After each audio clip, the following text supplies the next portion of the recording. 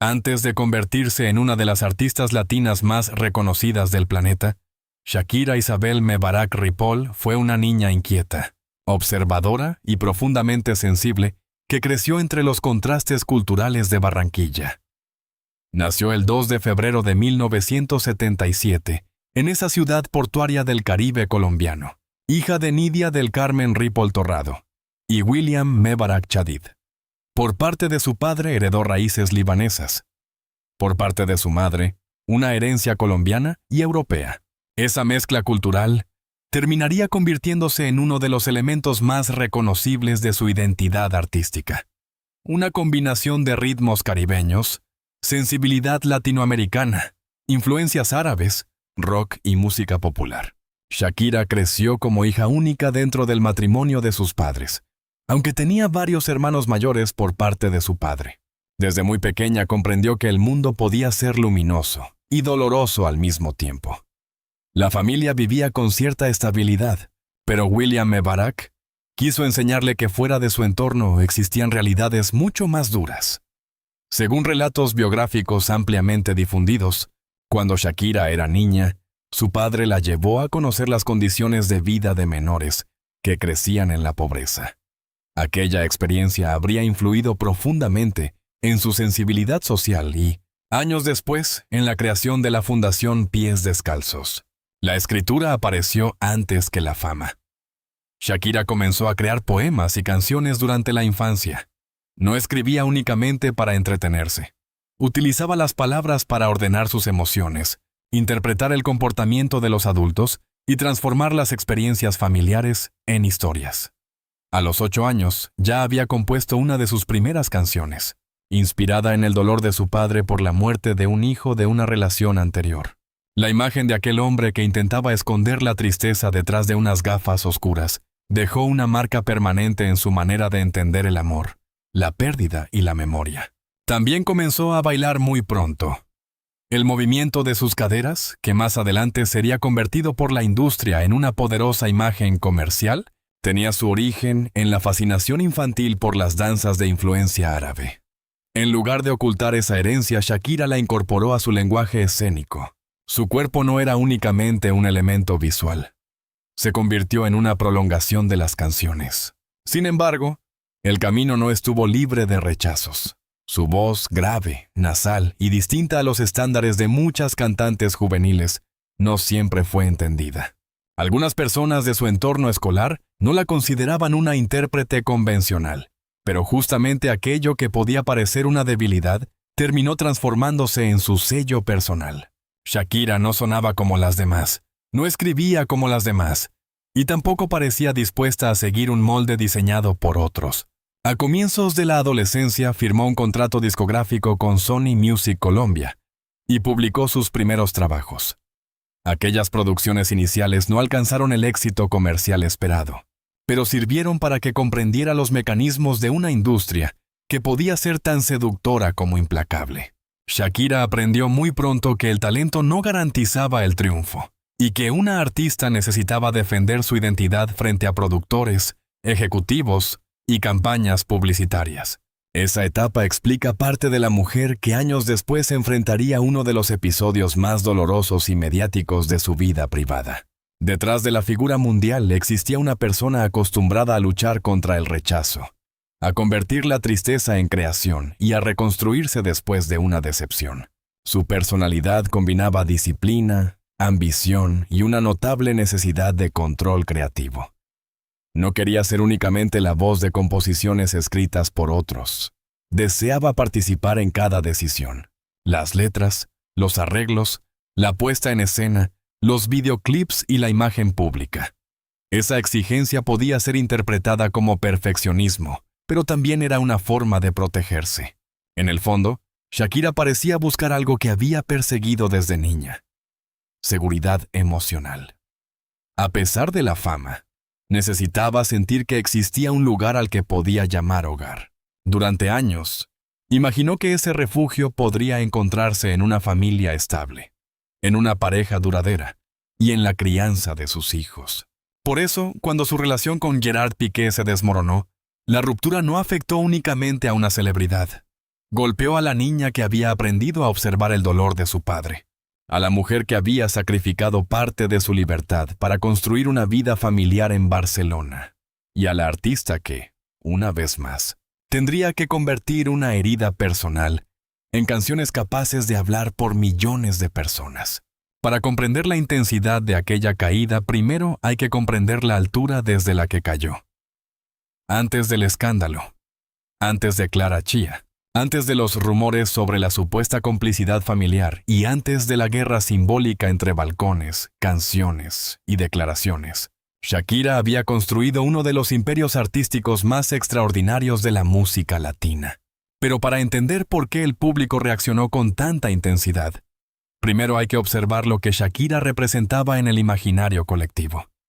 No era simplemente una cantante abandonada.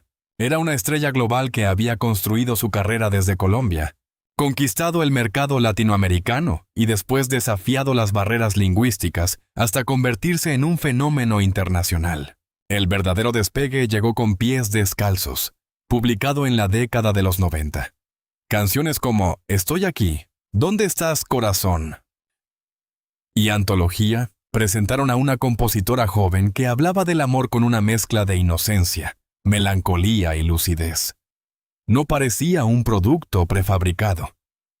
Sus letras tenían imágenes poéticas, contradicciones emocionales, y una forma de narrar el desamor que conectaba inmediatamente con el público joven.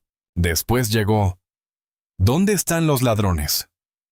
Un álbum que consolidó su identidad. El título nació, según ha contado la propia historia promocional del disco, después de que le robaran material relacionado con sus canciones. Pero la pregunta también funcionaba como una metáfora social. ¿Quién había robado la confianza, la honestidad y la esperanza? Con temas como Ciega, Sordomuda, Inevitable, Tú y Ojos así, Shakira dejó de ser una promesa colombiana para convertirse en una de las voces más importantes del pop latino. Su interpretación de Ojos así, acompañada por movimientos de inspiración árabe, reforzó una imagen artística imposible de confundir. La presentación de MTV Unplugged confirmó que detrás de la producción comercial existía una intérprete capaz de sostener un espectáculo con su voz, sus canciones y una banda en directo. Ese trabajo le permitió obtener uno de sus primeros premios Grammy y amplió su reconocimiento internacional. La Academia de la Grabación registra que ganó su primer Grammy por el álbum MTV Unplugged, pero Shakira quería más. Aprendió inglés, adaptó su forma de componer y preparó el salto al mercado anglosajón. Laundry Service, lanzado en 2001, fue el punto de quiebre. Whenever, Wherever, transformó su imagen en un fenómeno global. La canción mezclaba pop, elementos andinos y una puesta en escena que convertía el cuerpo de Shakira en una expresión de libertad. Algunos críticos consideraron que había sacrificado parte de su identidad para conquistar Estados Unidos. Sin embargo, las ventas demostraron que su propuesta podía atravesar fronteras. Laundry Service superó los 13 millones de copias y quedó asociado a uno de los mayores éxitos internacionales de una artista latina. En los años siguientes, llegaron La Tortura, Hips Don't Lie, She Wolf, Loca y Waka Waka. Cada etapa mostró una versión distinta de Shakira. La compositora sentimental, la estrella bilingüe, la bailarina, la mujer sensual, la productora y la embajadora informal de una cultura latina cada vez más visible en el mercado global. Hips Don't Lie, junto a Wyclef Jean, se convirtió en una de las canciones más reconocibles de su carrera. Waka Waka, vinculada al Mundial de Sudáfrica de 2010, reforzó su relación con el fútbol y la situó en el centro de un evento visto por millones de personas. Fue precisamente alrededor de aquel proyecto cuando conoció a Gerard Piqué, integrante de la selección española que ganaría el torneo. En el escenario, todo parecía avanzar hacia una perfección cuidadosamente construida. Fuera del escenario, comenzaba una historia que modificaría su vida. El éxito también tuvo un precio. Shakira vivía expuesta a una presión permanente. Debía mantener cifras de ventas, reinventar su imagen, satisfacer a distintos mercados y soportar análisis constantes sobre su cuerpo, su acento, sus relaciones y su edad. Cada transformación artística era celebrada por algunos y cuestionada por otros. A ello se sumó el traslado emocional y geográfico que implicó su relación con Piqué.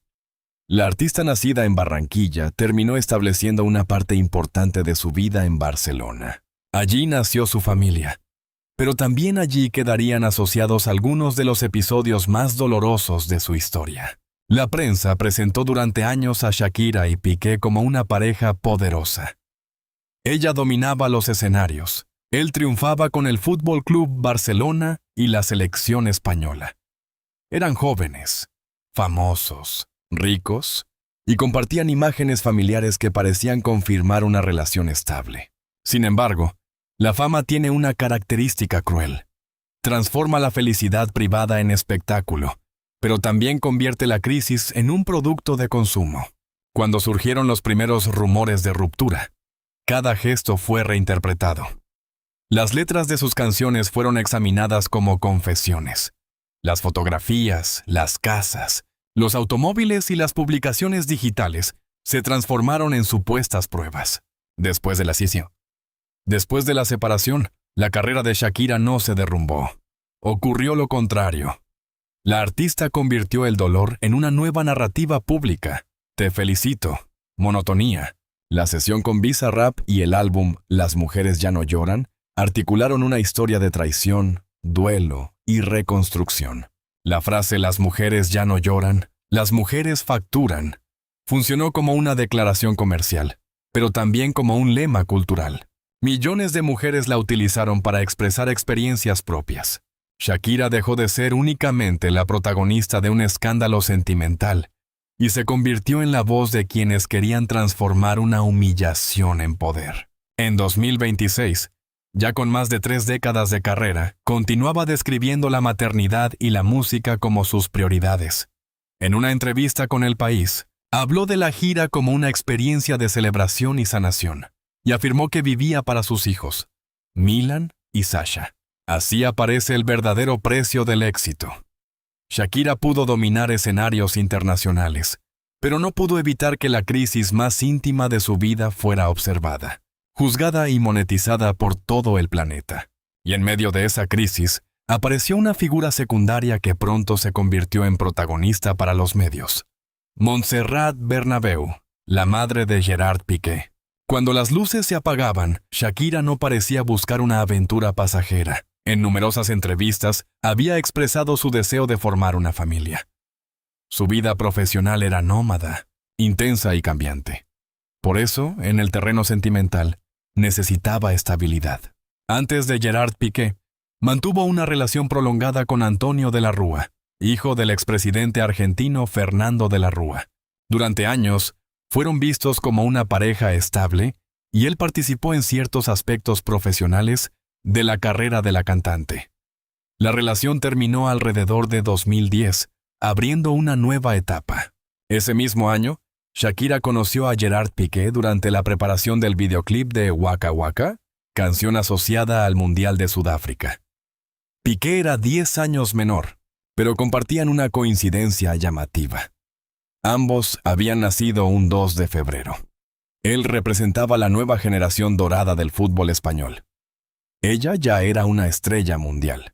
La relación fue confirmada públicamente en 2011. Desde el principio despertó una enorme atención. Para los seguidores, era la unión de dos mundos, la música y el fútbol.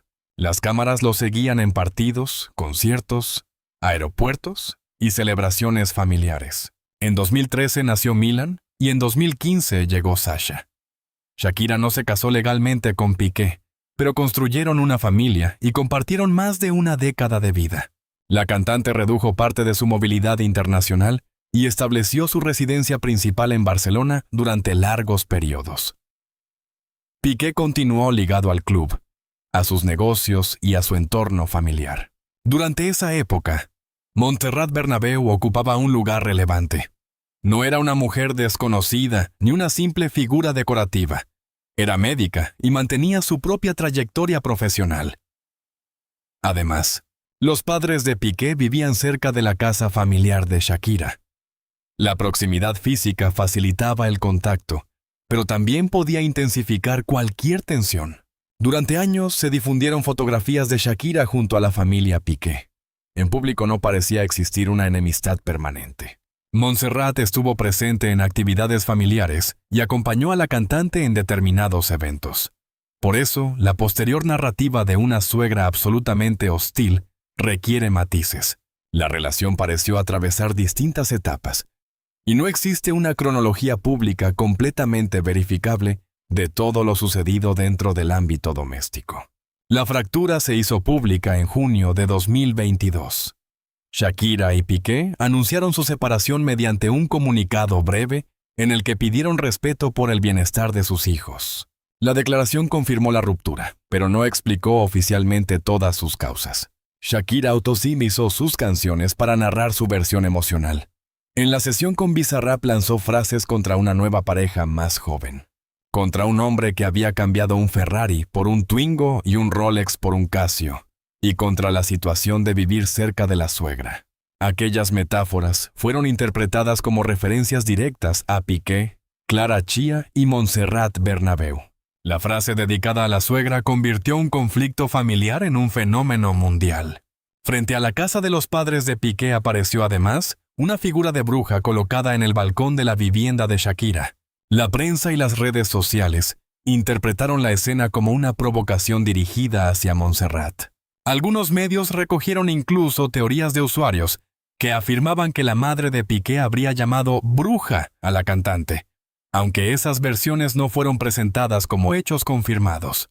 Después se difundieron unas imágenes antiguas en las que Montserrat parecía sujetar el rostro de Shakira y hacerle un gesto para que guardara silencio. El video, separado de su contexto original, provocó indignación. Para muchos espectadores, se convirtió en la representación visual de una relación de poder, una suegra dominante frente a una mujer, obligada a soportar un trato humillante. Diversos programas de entretenimiento, portales y comentaristas afirmaron que la familia de Piqué habría conocido la relación con Clara Chía antes de que Shakira descubriera toda la verdad. Algunas versiones llegaron a asegurar que Piqué se encontraba con Clara en una propiedad familiar, o que Montserrat había facilitado encuentros.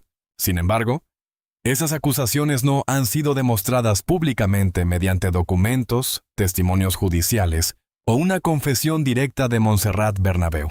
Tampoco existe una declaración oficial de Shakira en la que afirme de manera inequívoca y verificable: mi suegra organizó o encubrió la infidelidad. Lo que sí puede analizarse es la percepción pública.